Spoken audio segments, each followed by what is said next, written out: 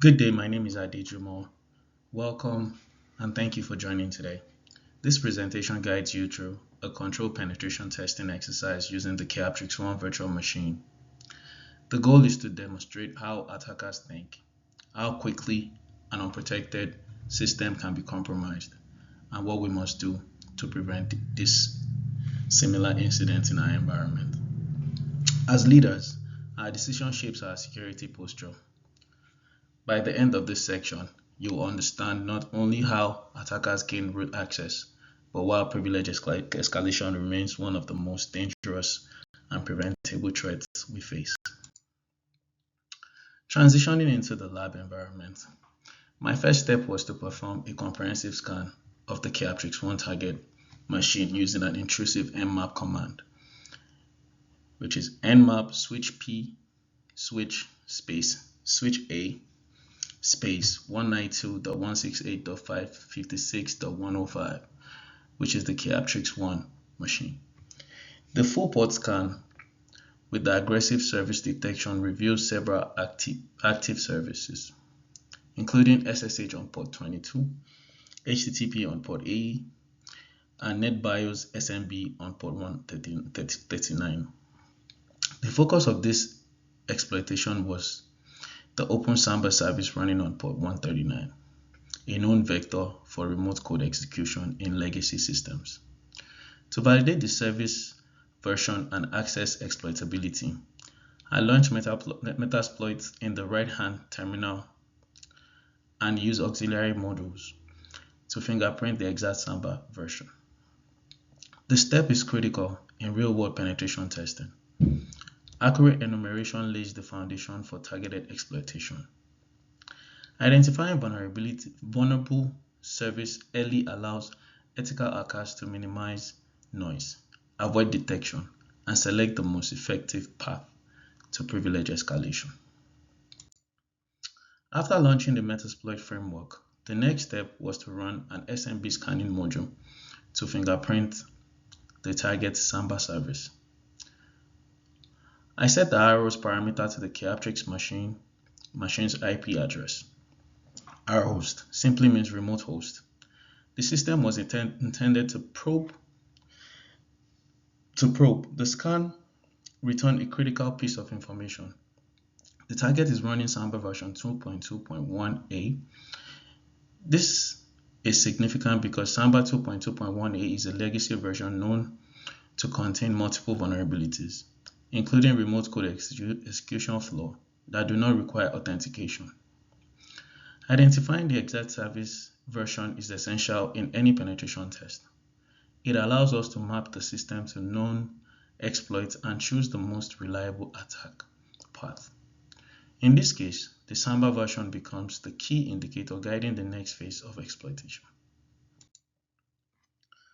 From the screenshot, you can see the next step in the process.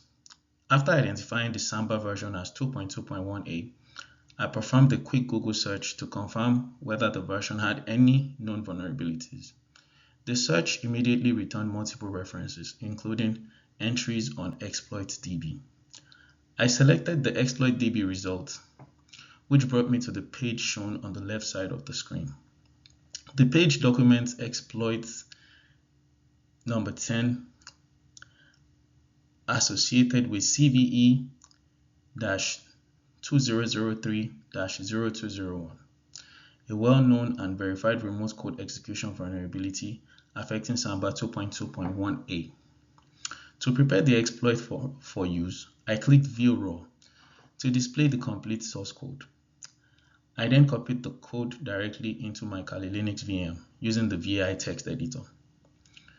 This allows me to save and compile the exploit locally, setting the stage for executing it against the Chaoptrix machine. This step demonstrates how quickly public available exploit database can turn a known vulnerability into a practical attack path, highlighting the importance of timely patching and vulnerability management.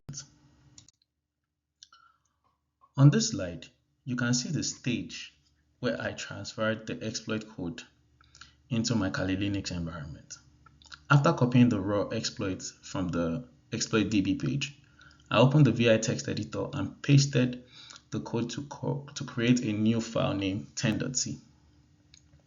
This step ensured the exploit is saved locally so it can be compiled and executed against the target. Once the file was created, I used the cat command to display its content.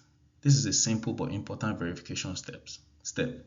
It confirms that the code was pasted correctly and that no formatting issue occurred during the transfer.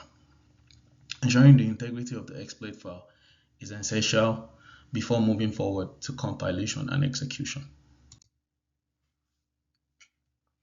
After saving the exploit source code, the next step was to compile it. I used the command gcc space 10.c space switch 0 space 10, which successfully produced an executable file named 10 without any compilation error. This confirms that the exploit code was intact and ready to run. Once compiled, I executed ./10 to display the available options and confirm the correct usage. For this target, I selected the lowercase switch B flag with the value 0, which corresponds to the Linux platform. I then launched the exploit using ./10 space switch B space 0 space 192.168.56.105. The output indicated that the exploit ran in brute force mode, detected that the host was running Tamba, and successfully executed. This is the confirmation we look for in a penetration test. The system was vulnerable. The exploit worked as expected, and I obtained the root shell on the Keyaptrix machine. This step demonstrates how a publicly available exploit combined with an unpatched service can lead directly to full system compromise. Lastly, here is a screenshot from the lab environment where I successfully gained root access to the Keyaptrix Level 1 machine.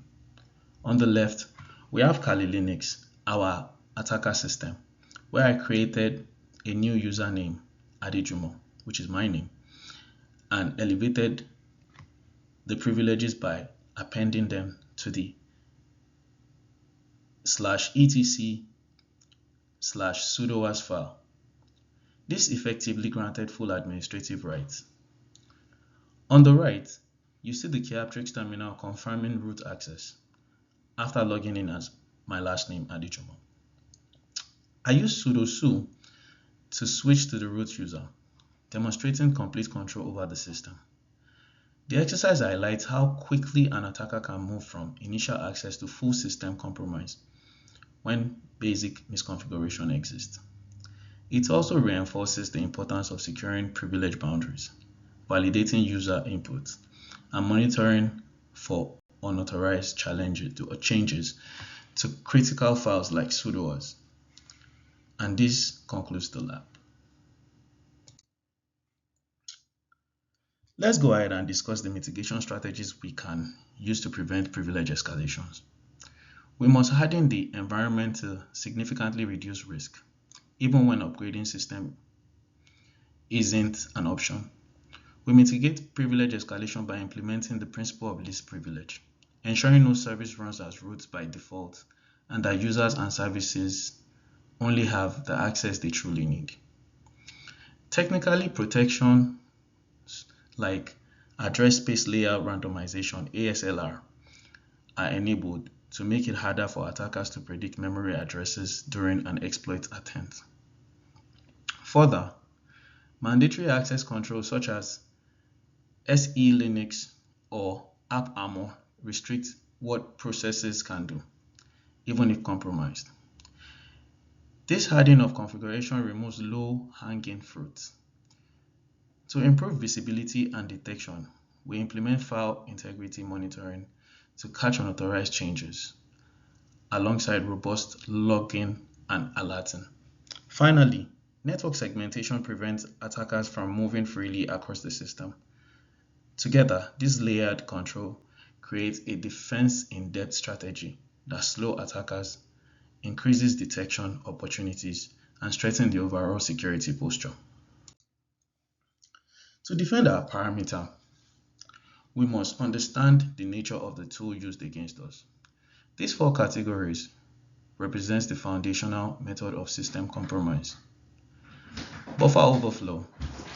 Think of this as pour a gallon of water into a pint glass. The overflow spills into areas of the system memory where it doesn't belong. Attackers use this spillover to inject malicious command. It is a classic memory corruption move that we saw in the Keyaptrix exploit earlier. Privilege escalation. This is the vertical move. An attacker enters the building as a guest but tricks the system into giving them an executive keycard. This is what we achieve by adding a UID 0 user. We move from having a power to having absolute power. We move from having no power to absolute power. Rootkits. These are the masters of disguise. Rootkit lives deeply within the operational system kernel. They are particularly dangerous because they can hide their own presence from standard antivirus software, making the system appear healthy while it is actually compromised. Trojans. Named after the Greek myth, this appears as helpful or legitimate files, like a PDF invoice or a software update. Once a staff member opens it, the soldier inside the file deploys, creates a bridgehead for the attacker. While the previous slide focused on how attackers get in and hide, these final four categories focus on how they stay in and exploit the human element. Backdoor. A backdoor is a secret entrance. Even if we patch the original vulnerability we found today, if an attacker has installed a backdoor, they can walk right back in tomorrow. This is why persistence is a major red flag in our security logs. Viruses. Unlike other malwares, a virus requires a human to do something, like sharing a USB drive or forwarding an infected email. They attach to clean files and spread across the network, damaging data as they go. This is why user awareness training is our first line of defense. Return-oriented program, ROP. This is a sophisticated evolution of the buffer overflow. Modern systems have execution prevention, guards at the door. ROP doesn't bring its own weapon. Instead, it takes gadgets or small piece of code already existing on our system and stitch them together to do harm. It is the ultimate form of living off the land exploitation. To conclude, the ease with which we compromise Keyaptrix 1 highlights why we must remain vigilant. By understanding the taxonomy of our attack, we can better predict and intercept them before they reach the execution phase. Until next time, enjoy your day. Goodbye.